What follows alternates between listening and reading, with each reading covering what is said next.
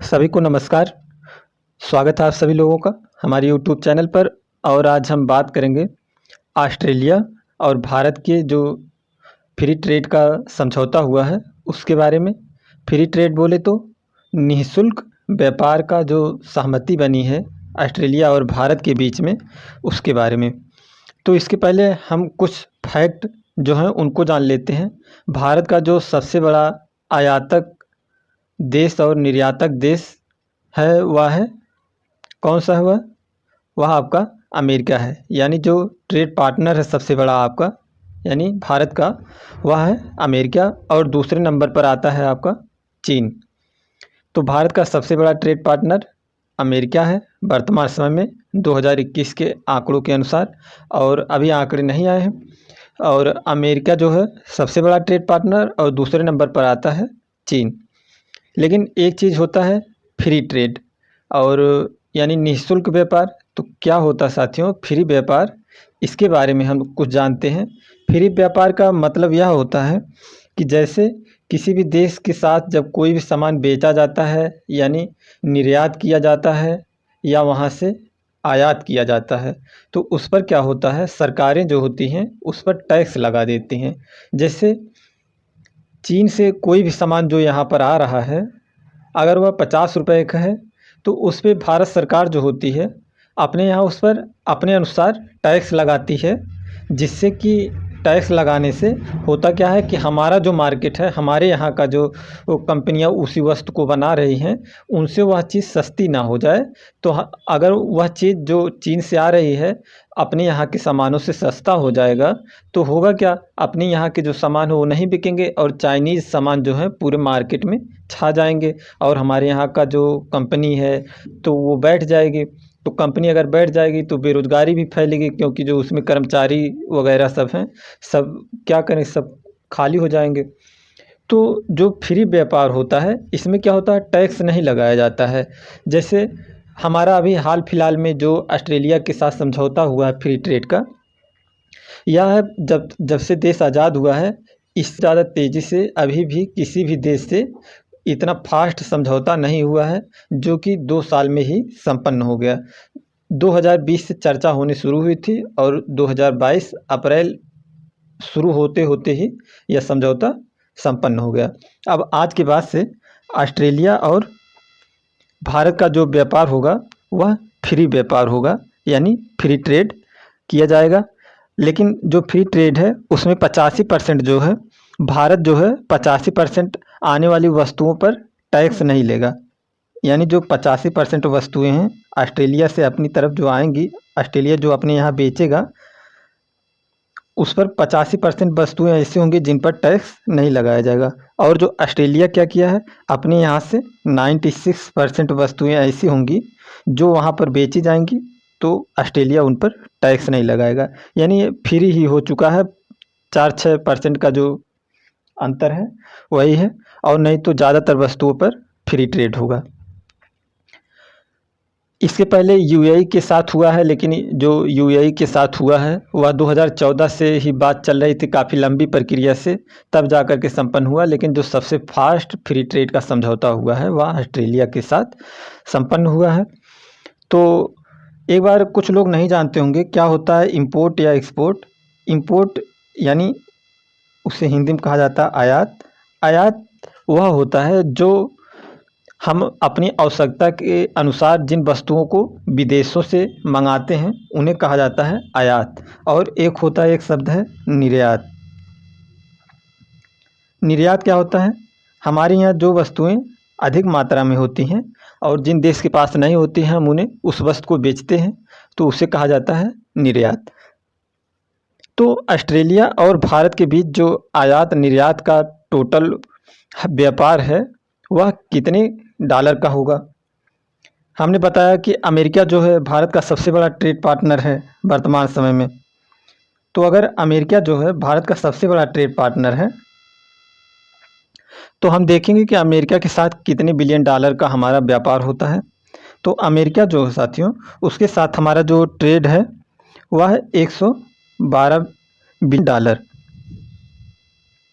112 billion dollar. Dollar ऐसे लिखा जाता है, ऐसे लिख के ऐसे काट दिया जाता है तो उसे डॉलर का सिंबल है। तो 112 बिलियन डॉलर जो होता है व्यापार हमारा यूएसए के साथ होता है। और चाइना की बात करें, चाइना जो सेकंड लार्जेस्ट पार्टनर है, ट्रेड पार्टनर हमारा है, तो इसके साथ कितने का होता है साथियों? इसके साथ होता है हमारा 110 बिलियन डॉलर। 110 बिलियन डॉलर जो होता है यह चाइना के साथ होता है, और 112 बिलियन डॉलर यूएसए के साथ होता है, जो हमारा सबसे लार्जेस्ट फर्स्ट ट्रेड पार्टनर है अमेरिका। तो इसी के साथ हम देखेंगे कि चाइना जो है हमारा वह किस नंबर पर आएगा ट्रेड पार्टनर में। तो अमेरिका जो है हमारे लिए यानी भारत के लिए 17वां सबसे बड़ा ट्रेड पार्टनर है, 17वें नंबर पर आता है। और भारत का देखें ऑस्ट्रेलिया के लिए, जो भारत है ऑस्ट्रेलिया के लिए किस नंबर पर ट्रेड पार्टनर है? तो भारत जो है इंडिया साथियों, इंडिया जो है ऑस्ट्रेलिया के लिए 9वां सबसे बड़ा ट्रेड पार्टनर है। आप समझ सकते हैं कि भारत के लिए ऑस्ट्रेलिया कितना इम्पोर्टेंट है। हमने उसको 17वें नंबर पर ट्रेड पार्टनर में रखा है, और ऑस्ट्रेलिया जो है ऑस्ट्रेलिया के लिए हम कितने इम्पोर्टेंट हैं वह हमें 9वें नंबर पर अपना ट्रेड पार्टनर रखा है। तो ऑस्ट्रेलिया जो है एक विकसित देश है और हम विकासशील में हैं। तो फ्री ट्रेड में होता क्या है उसके बारे में बात करते हैं। अगर हम जैसे ऑस्ट्रेलिया की राजधानी जो सिडनी है, तो जो सामान ऑस्ट्रेलिया में जिस दाम पर मिलेंगे, जैसे सिडनी की बात करें, अगर सिडनी में कोई भी वस्तु जो है वह जिस दाम पर मिल रही है तो वही वस्तु हमारे देश में भी उसी दाम पर मिलेगी। और उसका उल्टा अगर देखें, जो वस्तु हमारे यहाँ जिस दाम पर मिल रही है तो उसी दाम पर हमें ऑस्ट्रेलिया में भी वह उपलब्ध होगी।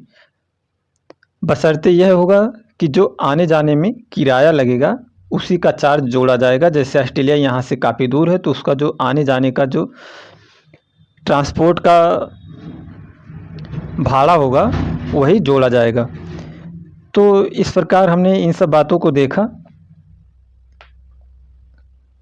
अगर हम बात करें कि भारत जो है ऑस्ट्रेलिया से मंगाता क्या है, सीधी बात, अगर हम अमेरिका ये इसका बात ऑस्ट्रेलिया का और भारत का ट्रेड का बात करें तो इनके बीच जो है 21 बिलियन डॉलर का ट्रेड होता है। 21 बिलियन डॉलर का भारत और ऑस्ट्रेलिया के बीच 21 बिलियन डॉलर का ट्रेड होता है वर्तमान समय में। और हम बात करें अगर भारत ऑस्ट्रेलिया से मंगाता क्या आखिर, तो हम जो है साथियों ऑस्ट्रेलिया से क्या मंगाते हैं? सबसे बड़ी मजबूरी हमारी क्या हो जाती है, हमारे पास कोयला नहीं है। हमारे पास जो है कोयला नहीं है, तो हम सबसे ज़्यादा मात्रा में कोयला ऑस्ट्रेलिया से मंगाते हैं। क्या मंगाते हैं? कोयला।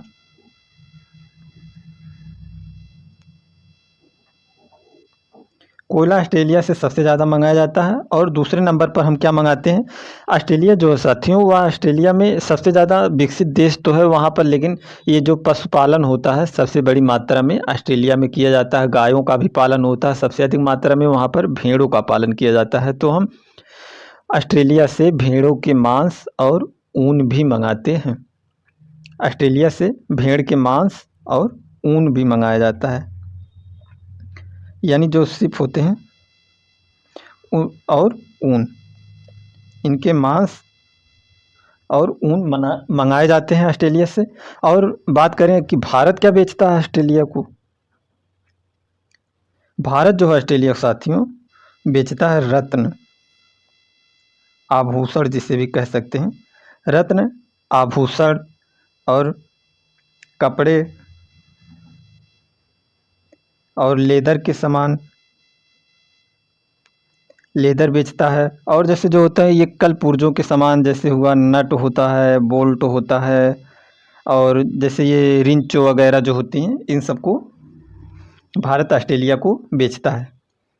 लेकिन इसमें अगर हम बात करें कि जो भारत कितने का सामान जो होता है, कितने बिलियन डॉलर का भारत बेचता है और कितने बिलियन डॉलर का ऑस्ट्रेलिया हमें बेचता है, तो जो ऑस्ट्रेलिया साथियों वह हमें 15 बिलियन डॉलर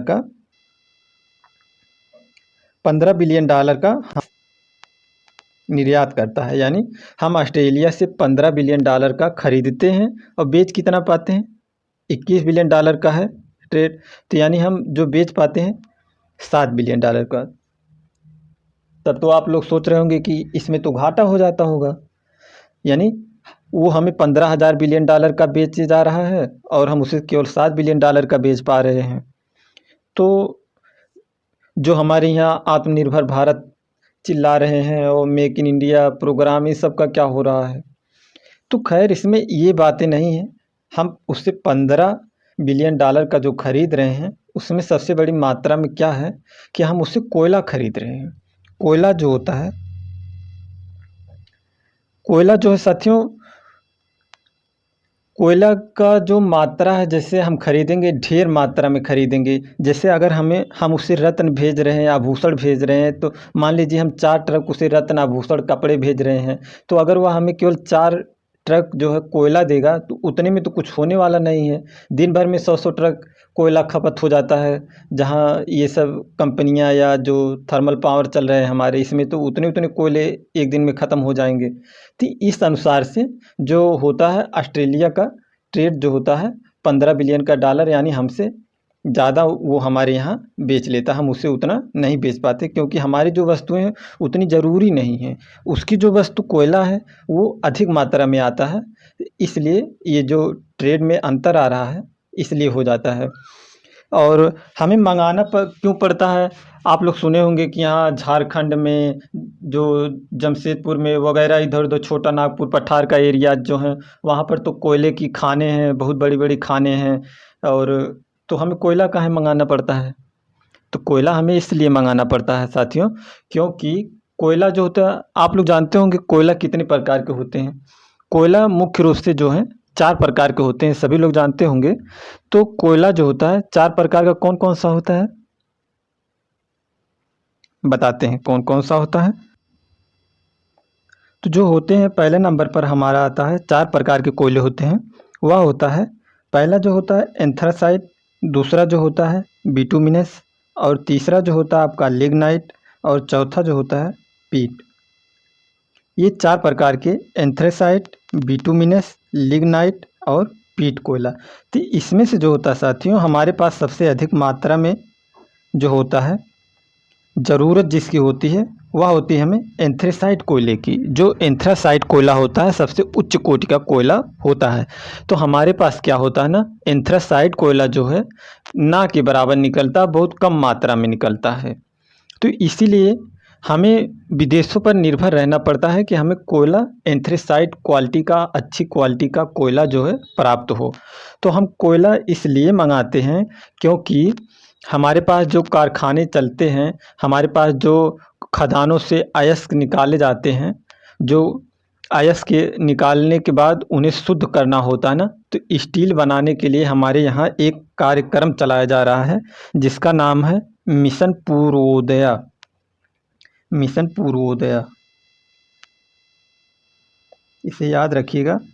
मिशन पूर्वोदय नाम का एक कार्यक्रम चलाया जा रहा है, जो है किस चीज़ के लिए संबंधित है, स्टील उत्पादन के लिए। तो जो लोहे के अयस्क खदानों से निकाले जाते हैं, उन्हें शुद्ध करने के लिए हमें उच्च कोटि का कोयला चाहिए। यानी उच्च कोटि का जो कोयला होता है वह अयस्क को गरमाने में काफ़ी सहायता करता है। यानी जो ये एंथ्रेसाइट कोयला होता है, यह लोहे को गर्म करने पर लोहे को भी पानी की तरह गला सकता है। और जो लिग्नाइट और पीट ये सब होते हैं, उतने अच्छे क्वालिटी के नहीं होते, उतने ज़्यादा गर्म नहीं हो पाते ये लोग। तो यही कारण है कि हमें विदेशों से कोयला मंगाना पड़ता है। अगर यही कोयला ना मंगाना पड़े तो हमारा ऑस्ट्रेलिया के साथ व्यापार जो है कम हो जाए। इसलिए जो मिशन पूर्वोदय है साथियों, उसके अनुसार क्या किया जा रहा है, स्टील को प्रोत्साहन देने के लिए यह मिशन पूर्वोदय चलाया जा रहा है। तो और कोयले का कहाँ काम होता है? कोयले जो ये हमारे थर्मल पावर स्टेशन चल रहे हैं, जिनसे विद्युत बन रहा है, बिजली बन रही है, उन सब चीज़ों में भी लगता है। खैर जो ट्रेनें पहले चलती थी, अब तो ट्रेन वगैरह नहीं चलती, लेकिन जो ट्रेन भी चलती हैं तो बिजली से अब ट्रेनें ज़्यादा चलने लगी हैं, तो लाइट का उत्पादन और बढ़ाना हुआ। तो हमारे पास जो है परमाणु भट्ठी इससे जो चलने वाले हैं, ये भी कारखाने कम है। सोलर पावर वाला भी कम ही है, काफ़ी कम, लेकिन जो लगभग 70-80% जो अभी भी कब्जा किया हुआ है वह कोयला ही किया हुआ है। उसी से हमें सबसे ज़्यादा ऊर्जा प्राप्त हो रही है वर्तमान समय में भी। और हम सोलर सिस्टम की तरफ और ये जो विंड पवन चक्कियों वाला होता है इनकी तरफ कदम बढ़ाया जा रहा है, लेकिन धीरे धीरे सब कुछ होगा। तो मिशन पूर्वोदय के तहत जो स्टील उत्पादन के लिए क्या किया जाता है कि जो हमारे अयस्क खदानों से निकलते हैं, हम उन्हें क्या करते हैं, उड़ीसा का एक पारादीप नाम स्थान है, पारादीप है उड़ीसा में।